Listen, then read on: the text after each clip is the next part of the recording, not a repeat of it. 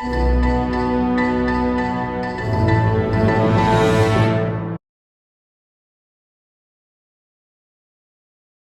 6, 5, 4, 3, 2, 1. You'll never have the sacred stone.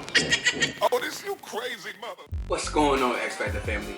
Coming at you with a different type of video today. It's still workout footage, but I'm basically focusing only on hamstrings. This is a hamstring workout that I want to show you guys. I just want to talk to you guys, talk you not really through the workout, but through the exercises for what they are and what they do and why I believe that they are the best exercises. On the top, you have a lot of hamstring exercises, not too many, but you have a lot, and these four that I'm gonna list are rated the top for me, in my opinion, and I'm gonna explain that to you guys. So without further ado, let's get right into it. Now lately I've been wanting to switch things up, and I've decided to throw in the front squat, and the reason for the front squat is basically because it works the core, it works the glutes, and it works the hamstrings a lot. And to me, I feel it more versus, a regular squat. You got your high bar, your low bar squats. To me, and the amount of depth that I take it to, like I only take it far enough to where I can really feel that stretch in the hamstrings, and it feels amazing. The front squat is definitely going to be different than your regular squat, basically because you have the weight on your shoulders. So it's going to force you to stay upright and keep your core tight in order for you to get it up. So you are going to get some quad development. Definitely going to build some heavy quads, but you get a lot of hamstring feeling as well. And I feel like I said, I feel the stretch in the hamstring. So give this one a try. This is definitely a great exercise to hit the hamstrings. But like I said, you're gonna hit the quads, you're gonna hit the hams, you're gonna hit the glutes, and you're gonna hit your core, all in this exercise. So definitely give the front squat a try. Moving on, this right here, the lying leg curls, is actually the top exercise for hamstrings. And it's basically because what other exercise is there to where you remove your whole entire body, every body part, and you just focus on your legs, your hamstrings. And if you don't know hamstrings by now, hamstrings is the back of your leg. Now notice how I'm slow pacing it, and I'm making sure I get that squeeze, like a curl. Just like a curl, you want to squeeze so you can get that peak. This is your hamstring, this is your leg, you want to squeeze. You want to make sure you squeeze in order to really feel the hamstring work. And I mean, a lot of bodybuilders might move this hamstring curl to the front of the workout just to get some blood flow and then jump to the squats. But for me, it's a little different. But like I said, this is one of the actual movements where you can just remove every body part and just focus on legs. I like to do them separately because when you're moving them together, you don't know whether your left is doing all the work or your right is doing all the work. You want to make sure each leg is getting the proper amount of work, the same amount of work. Therefore, that's why I choose to do single leg. And just keep your rep ranges how you want. You still can go heavy, but you want to go light enough to where you can get a full squeeze. That's the main thing. Squeezing, like a bicep curl.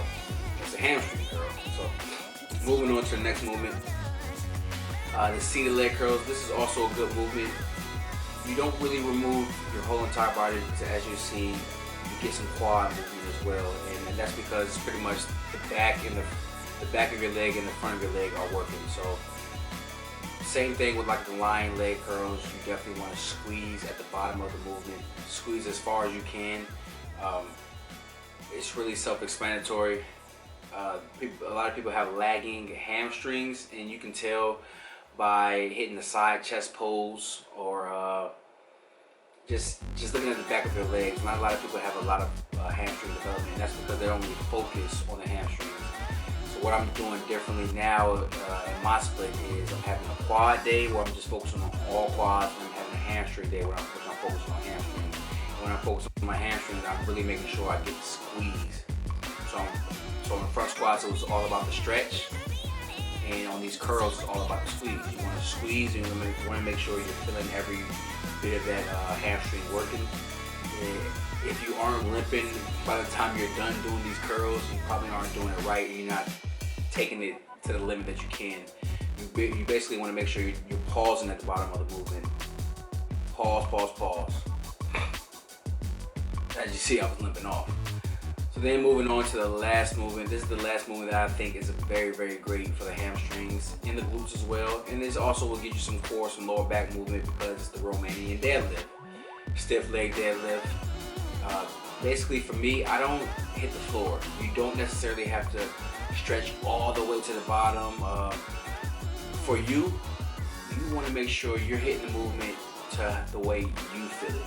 You want to make sure you're hitting it the way it benefits you the most. And for me, as you see, I'm definitely stretching the hamstring. The hamstring is definitely getting stretched, and then I'm thrusting through with my pelvis, really making sure I'm forcing the weight up and using nothing but my legs, not take it low enough to where I feel the hamstring stretch. And this is similar to the stretch that I feel when I'm doing the front squats, which is why I like the front squats as well.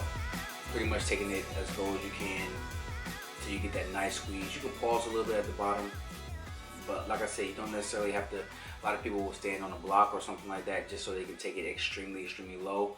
I don't feel that's that beneficial. What it does is, if you do take it low, low, low, low, low, what you're doing is basically forcing your lower back to do a lot of movement when you're trying to pull it up. So just like a deadlift, you know, you're trying to force the weight up, but when you take it extremely low, you're gonna have to use a lot of back movement. And for me, you just take it low enough to where the hamstring is stretching, and then thrust it back up. Low enough to where the hamstring is stretching, and then thrust it back up. I hope this video was informational for you guys, very instructional. Like I said, these are my top movements that I feel are great for hamstring development. You can take my word for it. You still can do whatever you want. I'm just giving you my opinion, my advice, and these 4 movements right here definitely will help you see some mass. Definitely will help you see some great development as the hamstrings. Like I said, a lot of people have lacking hamstrings, and that's because it's also a body part we don't see.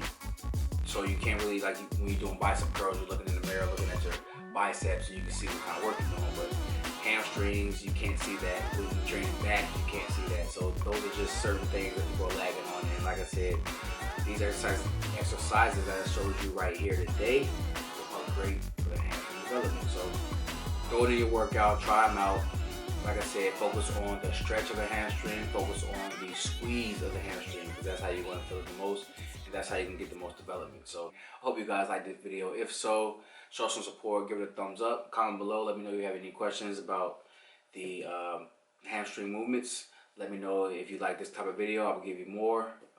Training back, shoulders, whatever body part you guys want to see, I will give you my opinion on the top exercises. And thank you guys for watching. So subscribe to the channel, share with your friends, and I'll see you guys in the next video.